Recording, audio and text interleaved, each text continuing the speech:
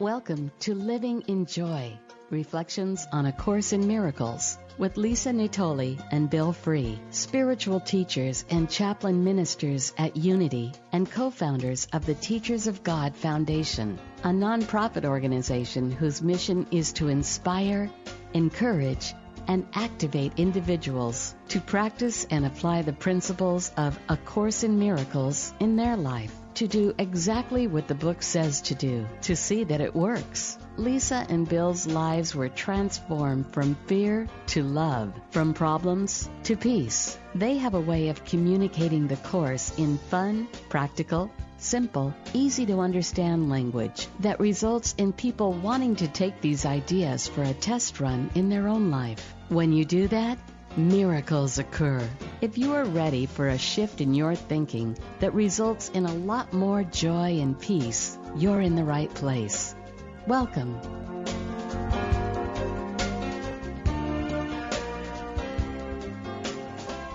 Welcome to Living in Joy, Reflections on A Course in Miracles. This is Bill Free and my co-host and wife, Lisa Natoli. Hi, everyone. Welcome.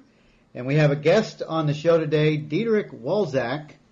We are just really grateful to have Diederik on the show today. He is an amazing therapist, counselor, student of A Course in Miracles and other traditions as well.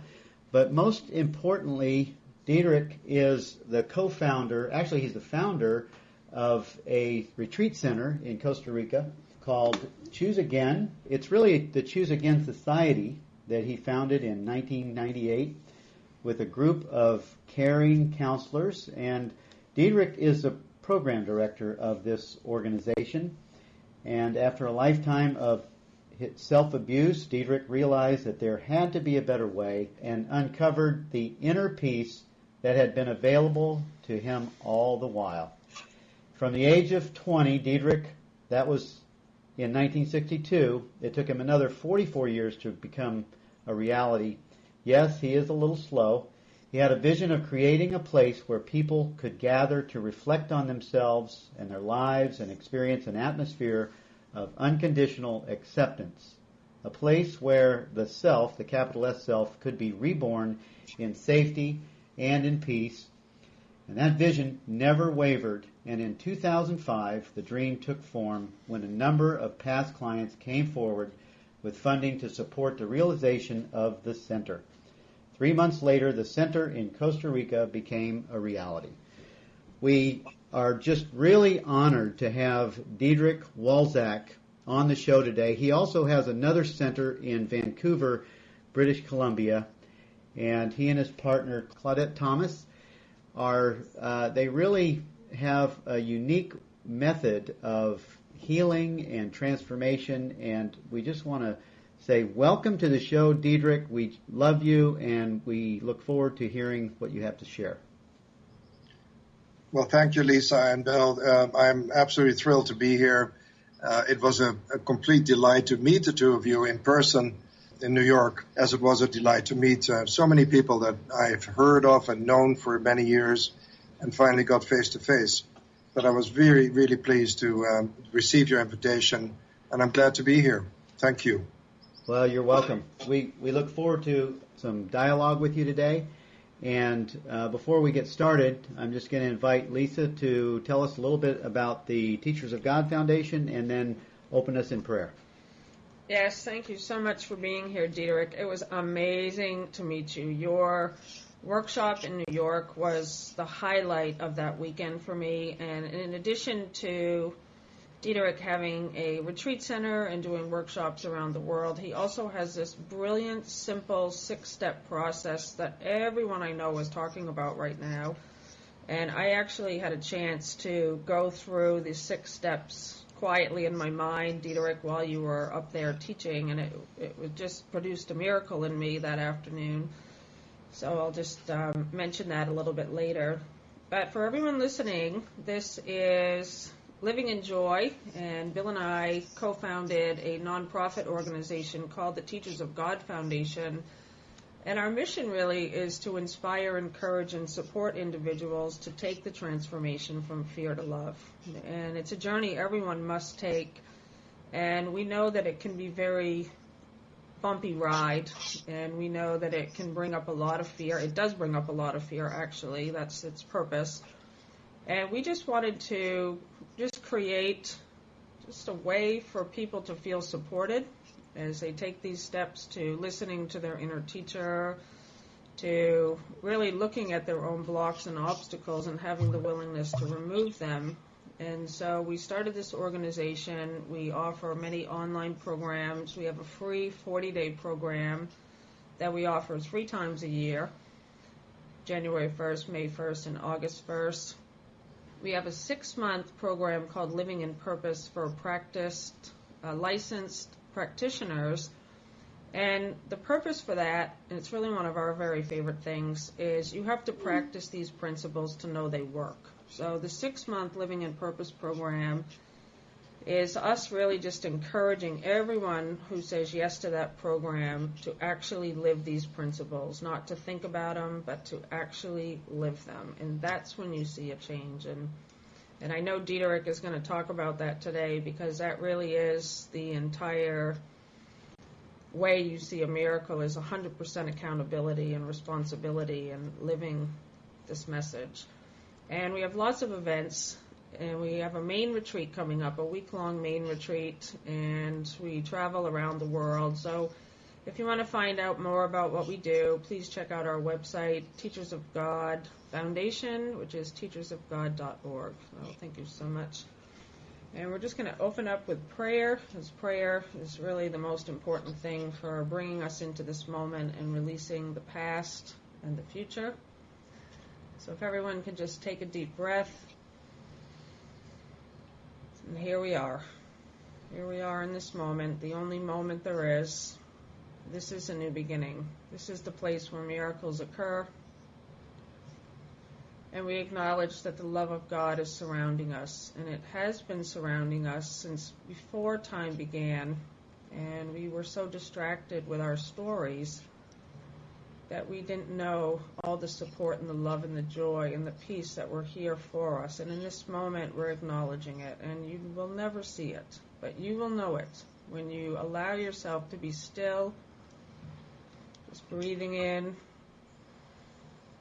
And we pray that we have the willingness to release our stories, release our grievances, and to have the willingness to just look at them. We have to look at these things in order for them to be released. And that is how healing is accomplished. So we open our hearts and minds to the Holy Spirit to guide us. And we give thanks for Diederik being here and just being such a light in the world. And for all of you listening, that this be a gift to you, that this be an answer to your own prayers of release from grievances and guilt and worry and pain and sickness. This is the gift of God, and we give thanks that we are here together, and we say amen. Let's have some fun. Amen. Well, welcome, Diederik. Thank you, Lisa. That was a beautiful prayer. Oh, Yeah. I love Thank you prayer. very much for your words. Yes, welcome. Well, one of the things that I noticed, actually, Diederik, I've been hearing about you for many years, ever since our friend Raina first mentioned you and Costa Rica and going out there, I don't know, maybe 3 years ago. And many other people that we know have visited Costa Rica and had transformation take place in their lives. And one of the things that I just really appreciated was the commentaries that you have, the testimonials on your website that are just amazing.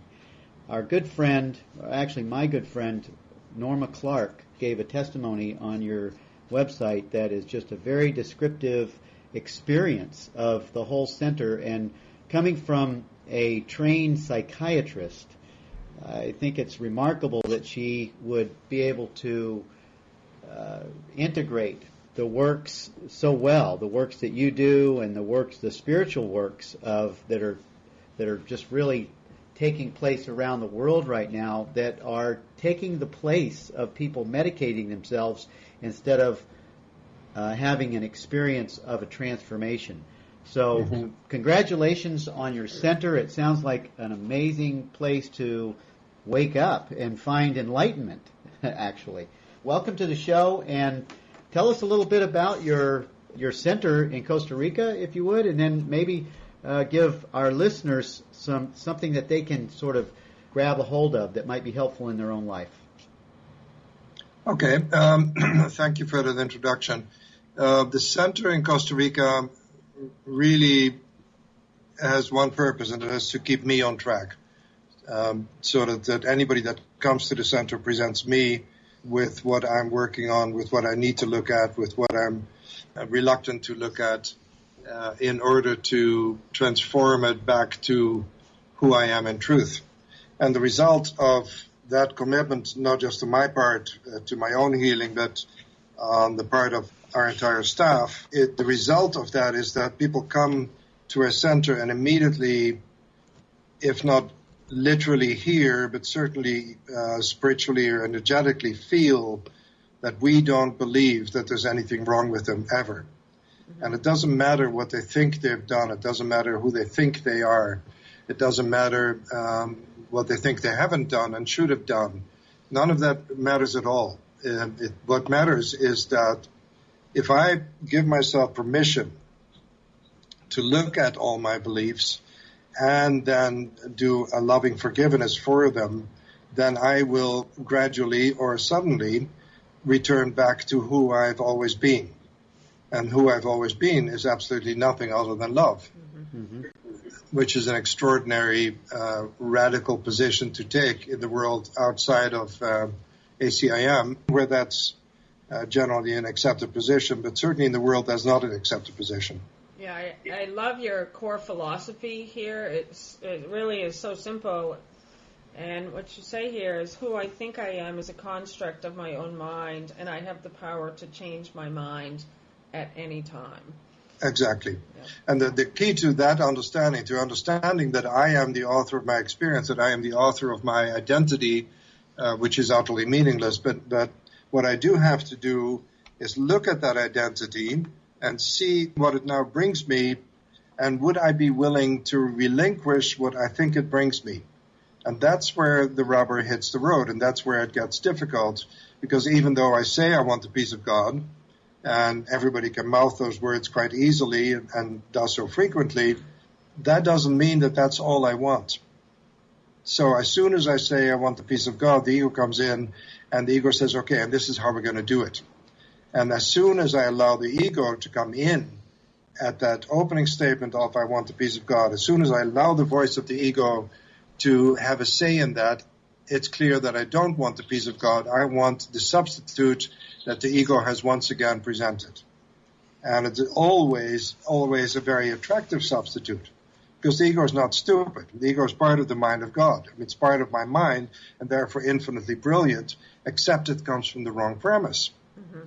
That's the only problem with the ego. The ego is absolutely amazingly dedicated, amazingly disciplined, far more disciplined than I give myself credit for, because it never stops. It goes 24 hours. And it will always tell me what I should be doing, what I should be thinking, who I should be, etc. But it will never stop and question that statement. It will never stop and say, is that true? Exactly. Is that really who I am? Yes. I absolutely loved watching you in action at the New York conference, taking someone through the 6 steps. And I would just love for you to just talk about those 6 steps. But the first one that I loved the most, well, the first 2 really, they're all very powerful, but just that first step, just to admit I'm upset. Right. And then the second one, this is about me.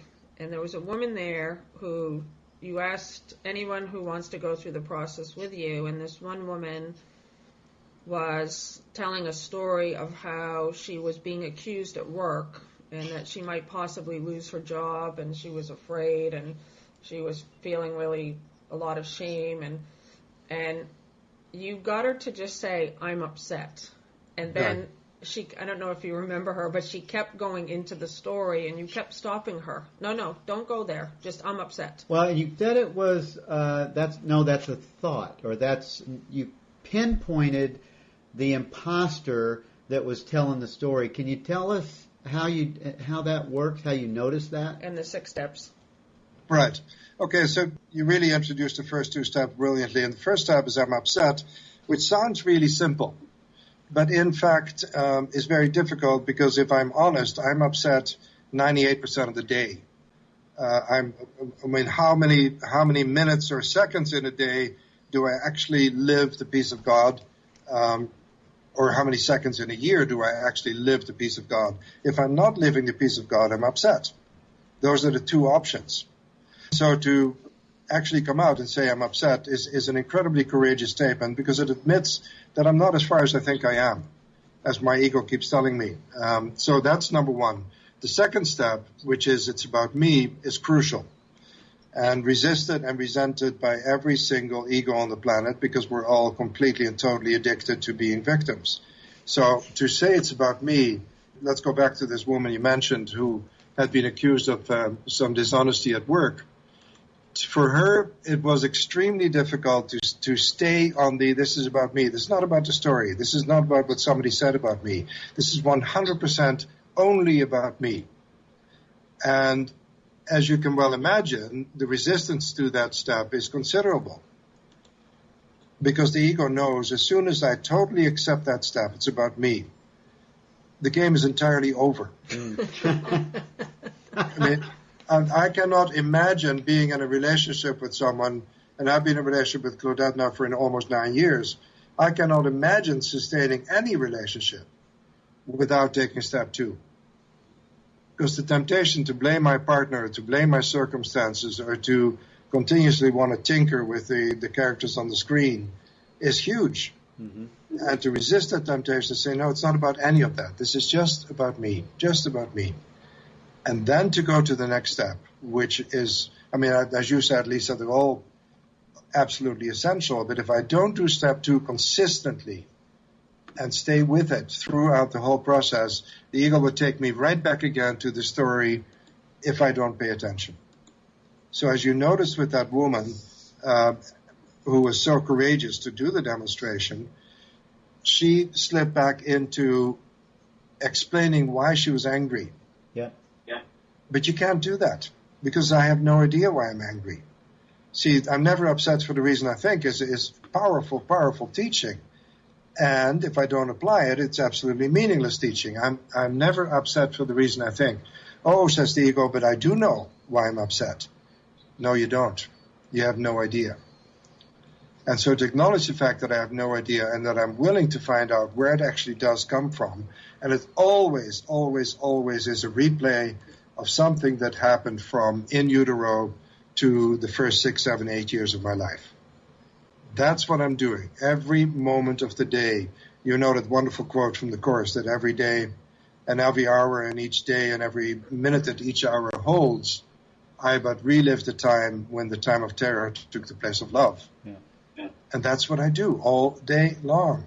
So actually my life, even though at times it seems interesting or fascinating or whatever I can make up about it, is just a replay of events that happened so long ago that never meant anything, but I gave it meaning without questioning the meaning I gave it, without questioning who is the I that gives this the meaning.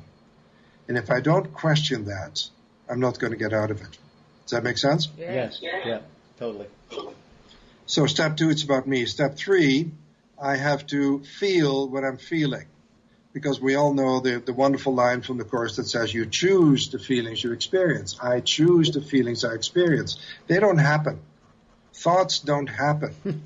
And I know there is a considerable school within A Course in Miracles, teachers and students, that actually still claim that thoughts just happen. And to me, that's incomprehensible. I often wonder how many courses there actually are. And I think there's probably several million. Because the Course I read would never allow me to say that this thought just happened or this feeling just came up. Right. The Course I read says you choose the feelings you experience. You choose every single thought. I choose every single thought. So I choose the feelings. Wonderful.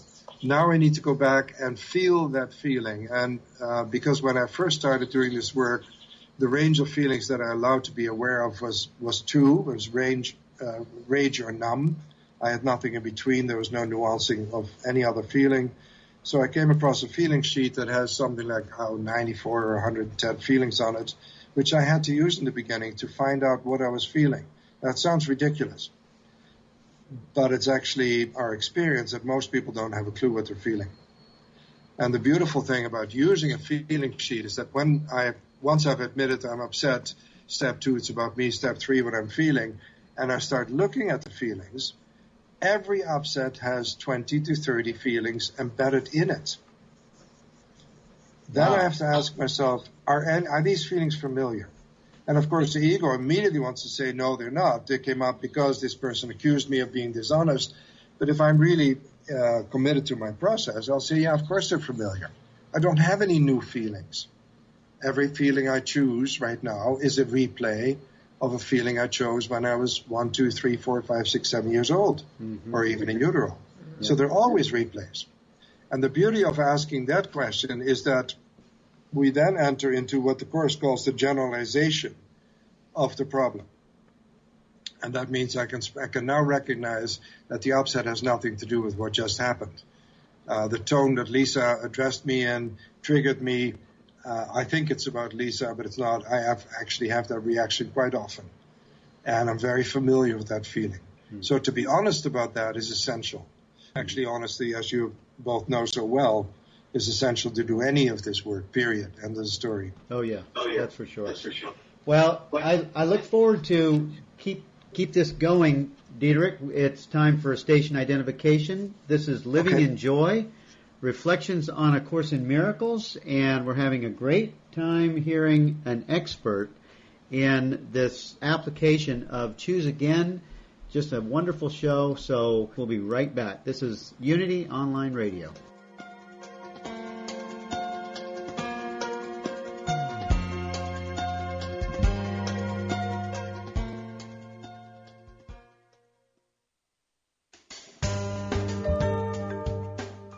Have you ever considered that everything you think, say, and do is a prayer to the universe? What would your life be like if you activated the power of yes? Join Reverend Beverly Molander and her exciting guests on Affirmative Prayer, Activating the Power of Yes, to find out how they activated the power of yes in their lives, their communities, or even the world. If they can do it, you can too. Listen to Beverly Molander and her guests live every Monday at noon Central, 1 p.m. Eastern, on Affirmative Prayer, Activating the Power of Yes, only on Unity Online Radio, the voice of an awakening world.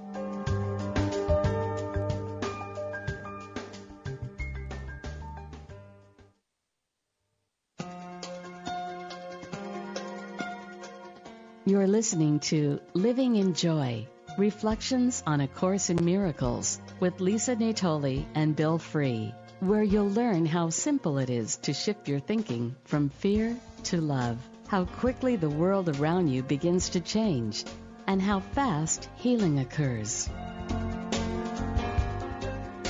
Welcome back to Living in Joy, Reflections on A Course in Miracles. We are having an awesome time with Diederik and his explanation of how these ideas work and the transformation that is available and the healing power of these ideas. So thank you, Diederik, for taking us through these steps. You were talking about step 3, the feelings sheet, and if you want to continue with that. Yeah. So the feelings, the wonderful New Age cliche, you have to feel it to heal it. That's absolutely true. So the question was that I will repeat because it's an important question. Is this a familiar feeling? And the answer to any person with any degree of desire to actually heal is resolutely yes. Then the next step is, let's take it back to when I first had the same feeling. Now, obviously, if I take it back to being in utero 1, 2, 3, up to 8, it's not going to be about my wife. It's not going to be about my daughter. It's not going to be about my boss because I didn't have any of those at that age. It is about, which again reinforces the idea it's about me. So I'll take it back to the first time I had that feeling. And it's so important that I stay in the feeling, because if I don't stay in the feeling, I'm going to try to find that moment with my intelligence, with my ego direction. And the ego direction will take me away from the actual healing, because the ego knows exactly what we're up to here. I mean, the ego knows what you're up to the minute you open the Course in Miracles. And that's why it says so lovingly, I can't remember, but fairly early in the course, it says the ego approves of you undertaking this journey because it knows it's going to make it so difficult that you'll give up. And it will always do that. Mm-hmm. So I have to go back to the first time I felt this. And then once I found that moment when I had the same feeling, then I asked myself, how old am I? And who was saying or doing what? And invariably, I would say 98% of the time, it's my parents. It could be a sibling. It could also be an event at school. But usually it goes back to the parents because the parents are the primary source of information about the little self that I can access at an early age. So I will look at my parents constantly as a reflection of who I think I am. Just to put it really simply, if my parents are gloriously happy and are always happy 100% of the time, then obviously I'm a very wonderful person. If they're not, then obviously I'm not. It's really that simple. Mm-hmm. So I have to find the moment when I first felt this feeling. I'll give you a little personal story about this, which will illustrate that really quite easily. And that is, for the longest time, I had a very strong belief that I was not supported. The idea of divine support was absolutely insane to my mind. It didn't mean anything and had no reality. And so the support of people in my experience was essential. And my ego feedback on that was that I was never really supported. So when I have a perception that I'm not supported, I felt an amazing rage come up. Make sure that you heard the word perception there because it's absolutely insane. Mm. Now that rage, I had to take back to the first time I felt it. When is the first time I felt that rage was when I was right after the war, when I was reunited for the first time with my father, who I hadn't seen for the 3.5 years that I was in camps. And my brother and I had received a toy, which was a beautiful red metal truck, which in my imagination was huge, but of course, because I was tiny, it probably wasn't that big a truck, but I was very impressed with it. It was my first and only toy. I was thrilled with it. Well, the truck, we're walking on a boardwalk across a fish pond just north of Jakarta, between Jakarta and the Java Sea. And the truck slips out of my hand and goes into the water, and I can see it clearly because the water cannot be more than 3 or 4 feet deep, and my father will not go in the water to get the truck for me. And I felt this impotent rage because clearly I couldn't go in the water because I would drown, but my father easily could have, and he didn't.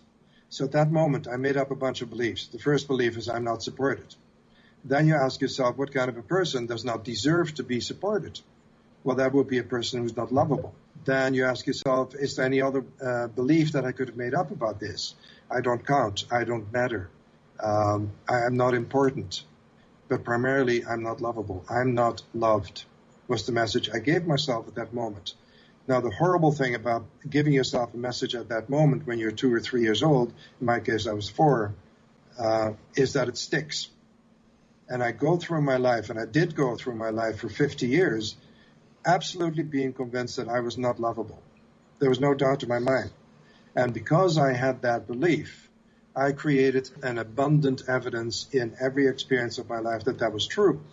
And so, of course, the more evidence I create or manifest, the more solidified that belief becomes. So there was never any question in my mind that I was not lovable. You know that wonderful line from Byron Katie, when she walks into a room, she knows that everybody adores her. They may not know it yet. Well, I had the opposite. I was absolutely convinced when I walked into a room that everybody absolutely hated me. Mm-hmm. They didn't know it yet. And so you can see I came from the opposite end of where we now come from, which is I know who I am. I am love. So having uncovered that belief, the core belief that I'm not loved, I have to do forgiveness. And the forgiveness is forgive me for believing that I'm not loved. And the response I give myself, because it's an inside job, is that's not true. You made that up. You made that up when you were very young. You made it up in the story you just told about losing your toy in the water, but it was not true. It was a mistaken conclusion. It's not true. So that's how it works. It's an inside job. Then, after having done that, I go back to the moment when I first had that feeling and visit it again. I'm walking again across the fish pond on the boardwalk. I'm again losing the truck, slips out of my hand, falls in the water, and again my father will not pick it up. How do I feel now? And if I'm completely at peace with that, I know that for now, that belief has been laid to rest. For now, it has been transformed. That doesn't mean it died. It may come back. And in my experience, it absolutely comes back. But the beautiful thing about this process is that it comes back weaker and weaker, and I'm more and more hip to it, and I'm more and more likely to laugh. That's the key, is to begin to laugh at your own insanity. Don't take yourself so seriously. You're nothing but a bunch of beliefs that you made up, and that's all you are. The last step of the process is to complete the forgiveness, and that's forgive me for forgetting that I am nothing but love. Forgive me for forgetting that there is only love. Forgive me for forgetting there is only God. And the beauty of that statement, which is then met, of course, by the response from within that says that it's the truth. You just forgot. But it's always been true. And the beauty of that last step is that I absolutely begin to train my mind to recognize that there is only God. So God, I mean, you know this work as well as I do, and you know the people in this work as well as I do, and you know that you'll hear, and maybe you use it too, I'm guided to do this, or I received guidance to do that. From my point of view, that's an utterly redundant statement, because everything is guided. Yep. So I was guided to drop the truck in the water. My father was guided not to pick it up. The purpose of that is for me to return back to who I am. And so the incredibly powerful beauty of that awareness that there is only God, there's no option of guilt. It's an option that doesn't exist. There's no option of not being lovable. It just doesn't exist. So everybody is love. Everybody is one. Everybody is part of the mind of God. The beauty of that is that I start looking at everything that happens in my life with curiosity rather than resentment. So I start being curious as to what's being offered now. Yeah, go ahead, Bill. Well, you just said something that's very interesting to me, that, you know, we are always being guided, and that is true. We're always listening to either our imposter self reality or unreality, or we're listening to our Christ mind reality, and our choice is going to react to one or the other, and that choice is going to make a decision on who I think I am, right? Right. And I would add to that, and I'm just thinking out loud now because this may go in a direction that neither of us had planned. I actually believe that the ego voice is equally guided, provided I pay attention to it and use it for its original purpose, which is transformation. Yeah, I agree with that. I think that is totally from God, because then the expression that is still coming from God is being seen, and a decision is being made to follow that expression or to deny that expression, to let that expression go. Exactly. I just want to read a quote by Seneca, who's a Roman, but probably about 100 AD, and he said the following: "It is for a man to accept everything as if he had wished for it and had asked for it. For you would have wished for it if you'd known that everything happens by God's will, with His will, and in His will." I think that's absolutely beautiful. For you would have wished for it if you'd known that everything happens by God's will, with His will, and in His will. Yeah. So nothing is ever against me. And to me, that is so unspeakably liberating. Yes. The other quote that I often use and we read frequently is in lesson 12 of the little Bible that we play with from time to time. And it's the 5th paragraph. And I'll read that. "So what is meaningless is neither good nor bad. Why then should a meaningless world upset you?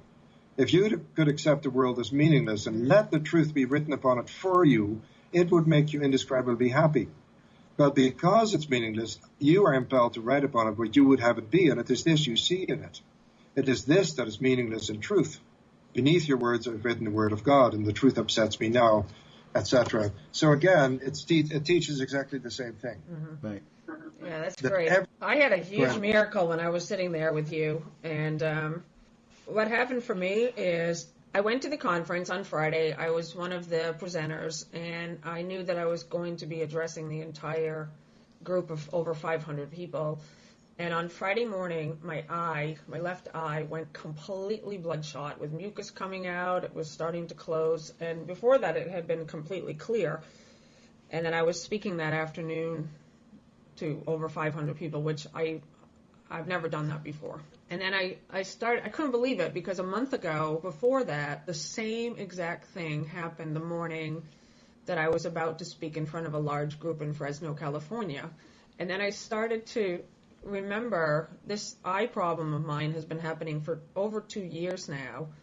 And because it happened so suddenly the morning of my talk that I couldn't miss it. And then I started to think back when it happened over the last 2 years. It was always just when I was about to get up in front of a big group of people. So it was like, okay. So I'm sitting on Saturday in your workshop, and I'm doing the work on myself. At first, I didn't think I was upset about anything. I thought, I don't have anything. And I thought, no, just open your mind and just see if there's situation in your life. And you said, okay, step one, I'm upset. So I thought, okay, I'm going to use my eye. Because what I had been saying to myself was, it's okay. It's okay. I'm okay. I can still go in front of people. But the work is always just about identifying the blocks. And when you were working with that woman, like I saw how much I kept going into the story. But the work is, I'm upset. So I did it. I'm like, I'm upset. I am upset that my eye is bloodshot with mucus coming out. I'm upset. And that felt really good. And then it's about me. This is about me. And then I took it back to just willing to look at it. And I couldn't find an exact moment in my childhood. I sort of found a whole jumble of wanting to be perfect. And I especially love what you just said earlier on this call, that if you don't stay in the feeling as you're trying to locate the childhood memory, that your ego mind will start trying to use the intellect, and you've missed the point. And what happened was I actually went back to my room after your talk. I just felt I have to just sit with this. And I really saw this need to be perfect, and the people, my mom and my dad, praising me when I was perfect, and when I wasn't perfect, not giving me that much love. They're like, oh, well, it's okay. So I really saw that I'm safe, no pressure, I can have fun, I don't need to be perfect. And I woke up on Sunday morning and my eye was completely clear again. Fantastic. There was no trace at all. And so it's a very powerful practice. I don't think I even did it properly, and it still worked. The only word of caution I would utter here is that I would not use the process to alleviate a physical problem. Mm-hmm. So I would suggest to you that you could have done this process beautifully and still had a pussy running red eye. Mm-hmm. But it wouldn't have triggered you, wouldn't have bothered you at all. Yeah, you would have been completely at peace with that. I actually wasn't trying to heal the eye. I was really curious about what that block was in me that continued to make that thing happen all the time. Beautiful, yeah. But there's more to it probably. So if you weren't perfect, there's a fear. What would the fear be? The fear would be not loved. Right. And what happens to a 2 or 3 year old little girl if she's not loved? Just feeling alone and scared. And what would happen if you were alone at age 2 or 3? You have no mom or no dad. What's going to happen to you? Well, nothing's going to happen to me, really. You're going to die. Mm-hmm. So the fear of not being perfect equates with the fear of death. It's a huge fear. Mm-hmm. That's why perfectionists, and we all know enough of them, we're talking to each other right now, a perfectionist constantly lives in the fear of death. Mm-hmm. If I'm not perfect, I will die. On the surface, it sounds acceptable to say I won't be loved, but that's not enough. Mm-hmm. It's bigger than that. It's a stronger and more fearful experience not to be perfect.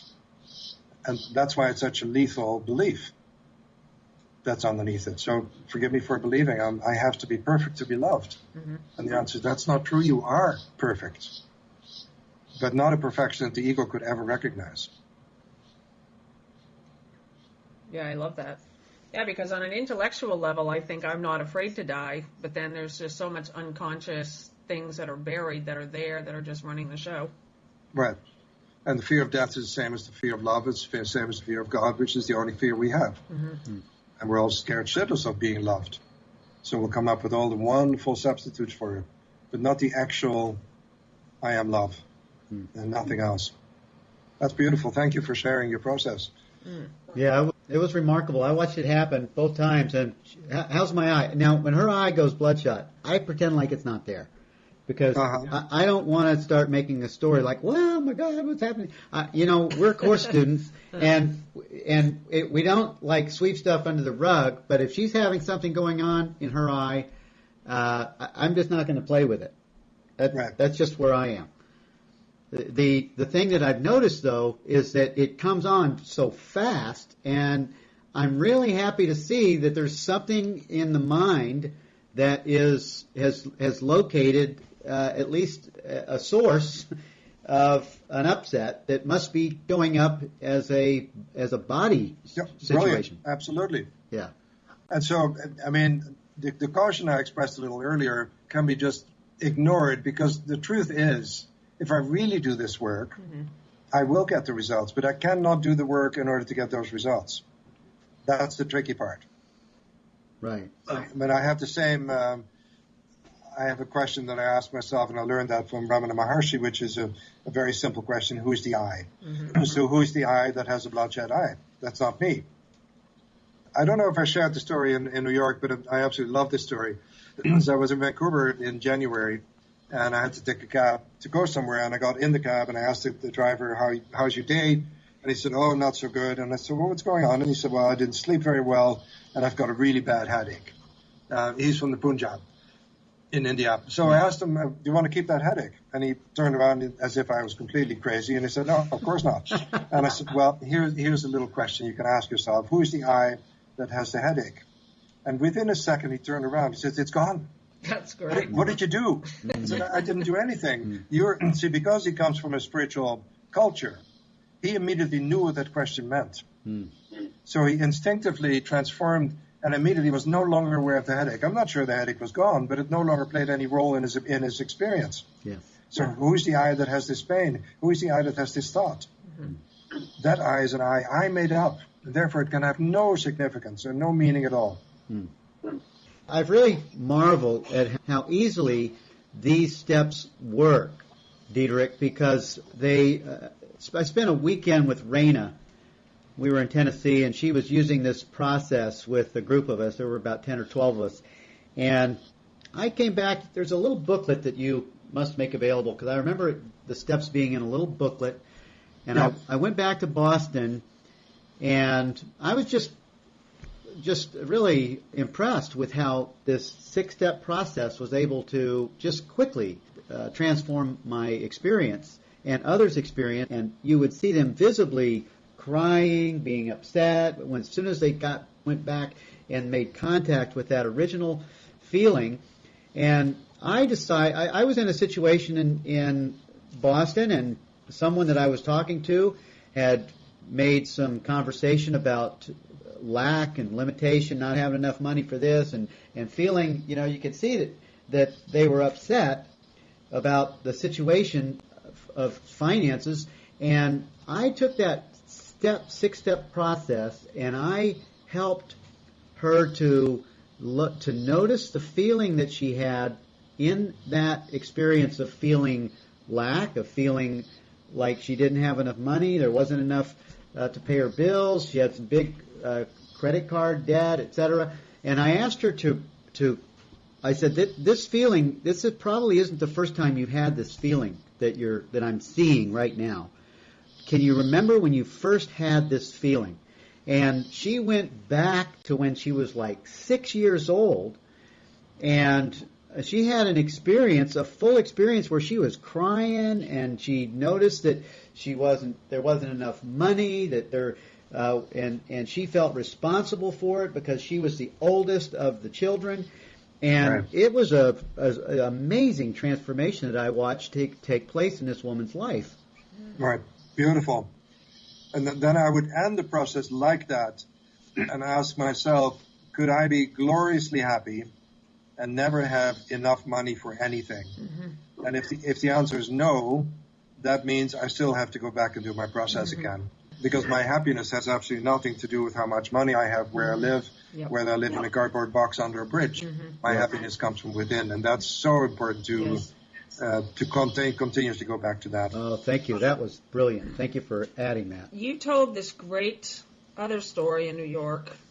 I've shared it with like 20 people since. You talked about this guy that was down there in Costa Rica with you for a month or so, and then his wife came down, and I think he was addicted to drugs. I'm sure I'm not going to get the entire story right, but he was healed. So he experienced a healing with the drugs or the alcohol or whatever it was, and his wife came down, and you were sort of describing that when the partner came down, it was almost like he was trying to prove by his words that he was not going to do it again, that he was going to go back home. And you said to him, so I love your cut-to-the-chase approach also, by the way. Very refreshing. You said to him, so when you go home, are you going to go to the 5-year-old neighbor and have oral sex with the 5-year-old neighbor? And he was like, what? No, it's what? And you said, so it's not even in your mind. You said, no, it's not even in my mind. And you said, that's how you know when healing is accomplished, when it's not even in your mind to say, I'm not going to do the drugs anymore. Exactly. Yeah. So as long as I keep saying I'm not going to do the drugs anymore, I am doing the drugs. I love how people hear stories because you the way you presented it is quite different, but the essence is absolutely essential. and that is that once I know I'm loved, all the nonsense and all the horrible, terrible, nasty things I used to do are no longer an option. They don't even enter my mind. And that's the beauty of the work you do and the work we all do together, is the transformation of the little I, the self that I made up, back to the unlimited truth, the formless, abstract, unlimited truth of who I am in truth and who you are, and therefore we're one in that truth. We can never be one anywhere else. Amen. One of the things that I really appreciated, and I would like for our listeners to hear this, that if you go to Diederik's Choose Again, it's chooseagain.com. It's www.choose-again.com. And if you go there and you look at this center, look at the information that's available about this center, and check out frequently asked questions. One of the things that was impressive to me about it is that on the frequently asked questions, number 8 says, is your philosophy connected to any religion? And the answer is really a little bit funny, because it says the work we do at the center is based on universal teachings which can be found in the teachings as diverse as Upanishad, Buddhism, Rumi, Punjab, Marianne Williamson, Deepak Chopra, Judaism, the Tao, and yes, Christianity. So, and I actually think we could add atheism to that, because I feel that you guys are just wide open for anything that happens. Anybody that comes can show up, and they can be treated effectively wherever they think they are. Right, exactly. So there's a wonderful little line about, and you probably know the line, that religion is for people who fear hell. Spirituality is for people who've been there.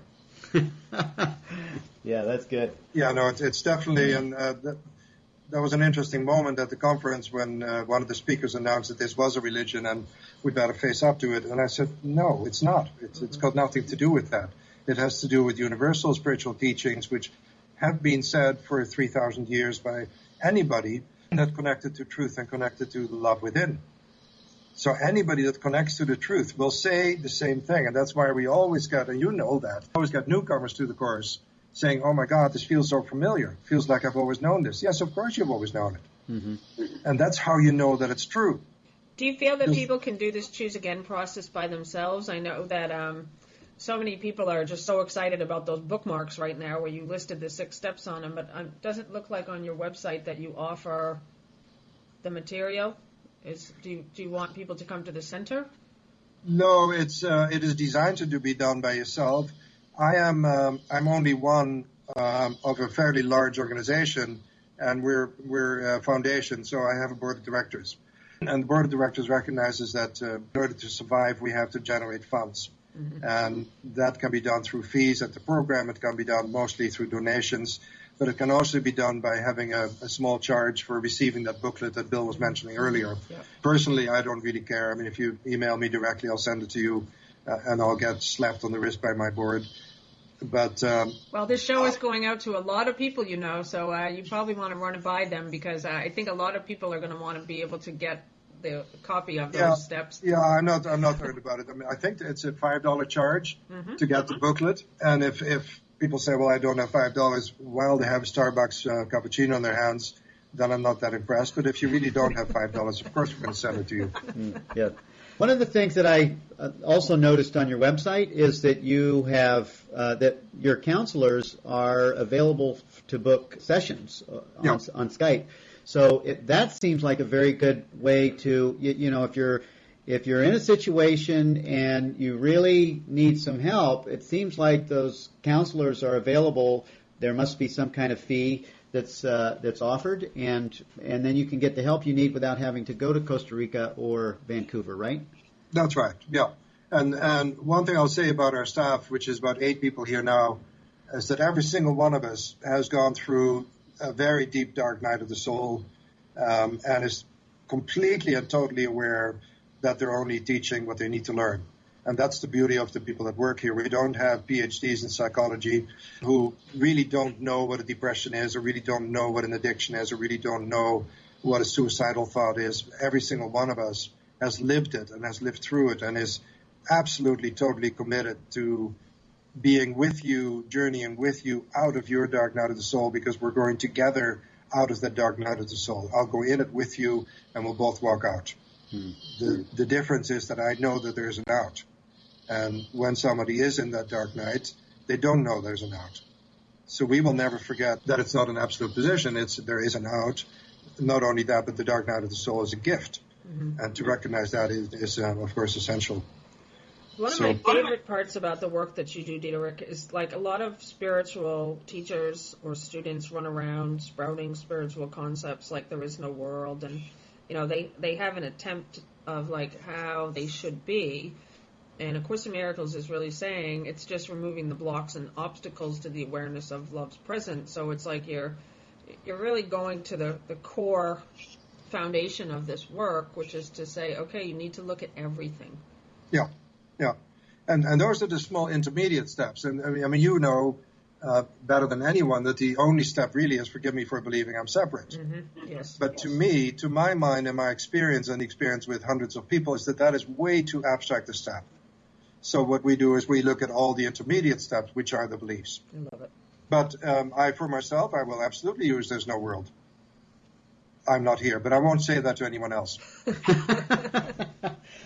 Well, it looks like it's coming to a close for our show. Diederik, I would just appreciate it if there's anything that you would like to share with our listeners as a final statement from the Choose Again Society, or if they would like to be in touch with you guys, how would they do that, and have a few final words. Okay, well, for the most important final word is that I absolutely love your dedication, your clarity, Lisa's obvious strength of focus and non-sentimentality and non-woo-woo approach to this work, which I really, really appreciate. If you want to get a feeling for what we do, you can go to YouTube. There's about 20 or 30 short little videos in my name, which will tell you a lot about how we do things and why we do things and why it works.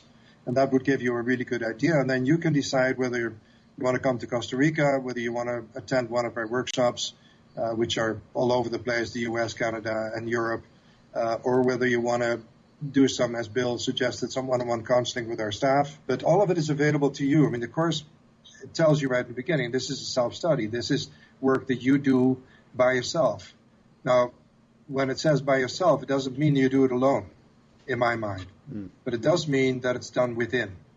And that's what I absolutely love about this work, is that it finally placed me in a position where I can actually make a difference in my experience, which I never believed before. So I'm immensely grateful. I'm grateful to the course every day of the year. I'm grateful that I allowed my mind enough space to say there has to be a better way, and literally mean it, and then start living it. And it's been absolutely unbelievable where it's taken me in directions that I never, ever, ever, ever thought possible or imagined. And that's available to every one of us. There's nothing unusual about you. There's nothing unusual about me. It's one of the great lines from the Course. I remember my youngest daughter was so upset about it. Somewhere it says, "You're not special." Well, she was very upset about that. But it's the greatest gift. I'm not special. The Course is not special. Jesus is not special. Buddha is not special. Right. Yes. We are. We are. That's who we are. Yes. Every one of us. Every one of us. Well, this has been a great show, Diederik. We've run out of time. We appreciate your clarity and your focus as well. I mean, if you spot it, you got it. We know that is true. This is Living in Joy, Reflections on A Course in Miracles, and thank you all for joining us. We'll see you back in 2 weeks. We love you. We love you. Thank you. Thank you for listening to Living in Joy, Reflections on A Course in Miracles with Lisa Natoli and Bill Free. Join Bill and Lisa every Friday at 2 p.m. Central on Unity Online Radio for inspiring stories, words of encouragement, inspiration, practical tips on how to stay centered in God, in gratitude, in joy. This program is brought to you by the Teachers of God Foundation, a non-profit organization dedicated to helping others as they go through transformation and wake up to their own divine nature. Find them online at teachersofgod.org.